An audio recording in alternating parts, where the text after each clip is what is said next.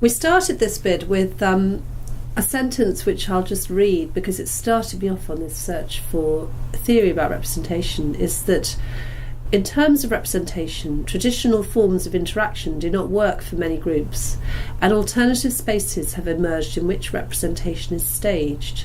We will explore these other spaces and modes of representation, including symbolic creativity, film, theatre, visual arts, and different kinds of digital and material textual practices, and how they may articulate the traditional governance and power.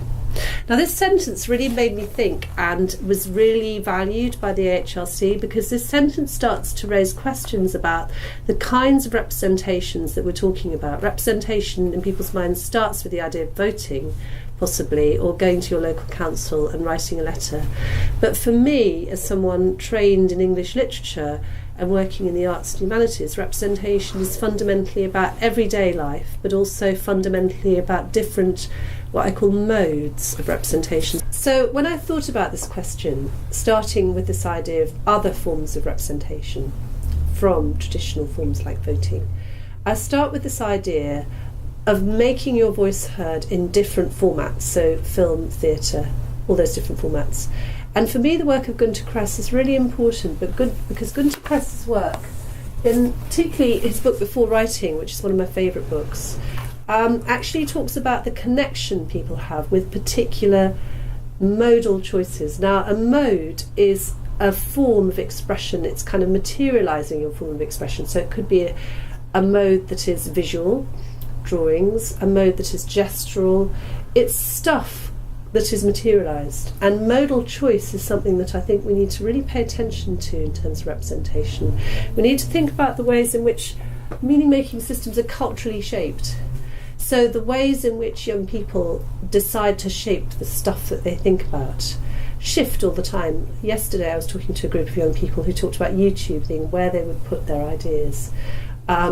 Last Monday I talked with a group of young people who said that a puppet show might be the best format for them, given that they wanted to create a forceful argument but without their faces showing. Another group of young people wanted to make a model.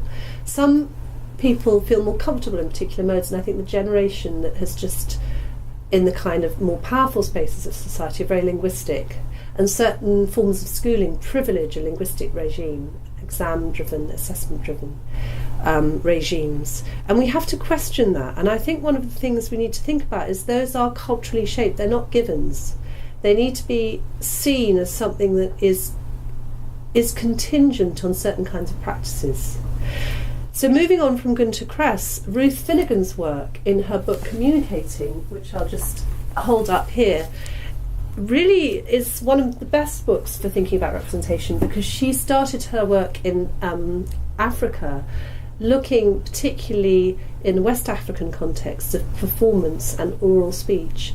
And she questioned the way Western linguistics, particularly systemic linguistics from Halliday, constructs arguments on a linguistic platform about the nature of representation, whereas she says actually if you watch people make a performance in the context of staging an argument in a cultural context which is different, you can see the footings from which representations are made are actually different. And again, the naturalistic assumptions that writing is paramount are actually disrupted. So one of the things she thinks about is the genres of particular kinds of representation and the embodied nature of representation, that it's a felt feeling. So one of the things that I really look at is the notion of everyday life as about being represented and about representation. And Paul Willis's work in the ethnographic imagination brings to life the idea of what he calls symbolic creativity, and the idea of social art, that living in daily life is not just about living and doing everyday practice, it's actually about creating structures and artistic thoughts alongside within living structures. And I think one of the things I like about Paul Willis's work is that also the lived awareness of invisible forms. So one of the things we did in Rotherham was look at a book by some girls about the experience of living through the Second World War. And the book itself gave the feeling of what it was like to live through a lot of fear. And it was lived experience that was drawn on from their grandparents, but also it was very much lived experience that they wanted to encapsulate, but in an art form, which is this oral story turned into writing. And I think the art aspect of this is sometimes confused with this idea of kind of high and low aesthetics. And I've tried to break through the aesthetic categorization of these lived representational practices through the work of Terry Eagleton, who really tries to critique the notion of aesthetics as being a field that belongs to high art, the kind of quite sort of elitist forms of art that many people don't actually have that much access to, but rather see art in the everyday, but also see aesthetic practices as shaping and going beyond kind of ideologies and regimes of power, and can actually be quite subversive. And I think one of the things that I'm interested in is the way in which aesthetic categories can kind of be residing within the body, within lived experience, and actually to value the everyday as an aesthetic category. So I'm really interested in this idea of everyday aesthetics and how those can kind of shape people's experiences of representation. And I think Rancière likewise says that aesthetics is shared as the fabric of common experiences. Rancière is very concerned with this idea of invisible worlds, again, that are unseen, and argues that aesthetics moves beyond the sensible and offers a transformative and creative space of action. And he talks about the freedom of the aesthetic, and it's linked to the hope of change. And I think if you're interested in transformation, it's where do you find those forms that create new thoughts for society, new ideas. And I would argue that the state and politics are often very much bound up with kind of existing structures, and sometimes the aesthetic categories and artists can break through that and actually see things differently.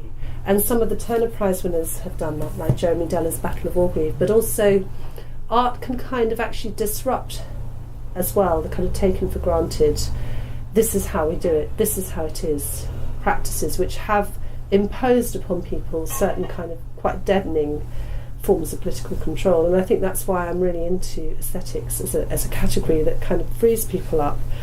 And also there's something about aesthetics, like watching young people play a song and watching young people dance, and then seeing them move into agency. Through those aesthetic categories, they're providing them with agency. So moving on now to performance, I just talked about dancing, and I think there's a sense in which representation is performed, it's constructed, but it's still very linked to everyday life. So I then looked at the work of Del Hines, who talked about this idea of life as a source of narrative. So he talked about this process by which one often saw a bit of experience becoming an event to be told, being told and retold, until it took shape as a narrative, one that might become a narrative told by others. But he said we need to think about the process in which performance and text live. So we talk about the inner process, the substance, and then the bark, and then you can move in terms of a tree from the kind of inner workings into the final text. And that movement, the grounding and performance and text in a narrative view of life, is really important to think about, because I think if you watch people, because I'm an ethnographer, I watch people think about the things that matter to them. So in Rawmarsh we talked a lot about ghosts, and of course there are the ghosts of the mines, there are the ghosts of people's lives that were lost in the Second World War. There are a lot of ghosts in Rawmarsh, but that then becomes reworked into a ghost story about two twins who lost their lives in the Second World War, and it's the reworking of things that really exist in the community that are quite invisible to outsiders, and that's the kind of heart of the ethnographic project that I'm interested in. And this brings me to Norman Denzin, who's also an ethnographer. Performance in ethnography, which I think is really seeing the aesthetic to foreground cultural meanings, and also to co-create with performers and audience members an act of intervention, a form of resistance. So this is kind of community theatre, but as a kind of ethnographic mode. So it's seeing what's there, but making it into art. So performance becoming public pedagogy when it uses the aesthetic, the performative, to foreground the intersection of politics, institutional sites and embodied experience. So performance is a form of agency, and community theatre does that. So in Rotherham there was a play called Fault Lines, which was about the experience of the Kashmiri communities who came to Rotherham. And I think there's something about the thinking of the construction, I know some of the people who did that, of that performance, which is much about bringing new voices into the field of theatre. And I think one of the things I'm interested in is the moral qualities of aesthetics, and Glinda Hull in particular, who works with digital storytellers in Oakland, California, combines this idea of meaning making in Paul Willis's terms as kind of symbolic creativity with this kind of imaginative vigilance, which is this idea of young people authoring their life worlds using digital stories and other forms of multimedia productions, but kind of addressing issues that really matter to them. So bringing aesthetics into the moral as well as the beautiful, but also this intuitive sense of the meaning-making affordances and aesthetic properties of the mode of visual image, kind of really recognising that intuition in their productions. So lastly, I'm going to talk a little bit about the work of Rainn Williams, who kind of is behind a lot of this. Although he was writing in the early 1960s, he really seems to go into the space of thinking about art in terms of the organisation of the everyday. He uses the term the structure of feeling to describe a particular way of life. We talked about these ghosts in Rawmarsh. And he talks about the way in which, in our work, it's partly listening to the experience of people who don't talk the same language, and how this is the actual living sense, the deep community that makes the communication possible that's drawn upon. It's this idea that actually there are misrecognitions and that we aren't listening deeply enough, and that's what my work is trying to do, is kind of listen more deeply. So I think my theory of representation is quite political but also quite aesthetic, and about the shaping of those modal choices, but also about listening to young people's agency within the textual meaning making. And I think for me this inquiry centres on those modal choices that young people make.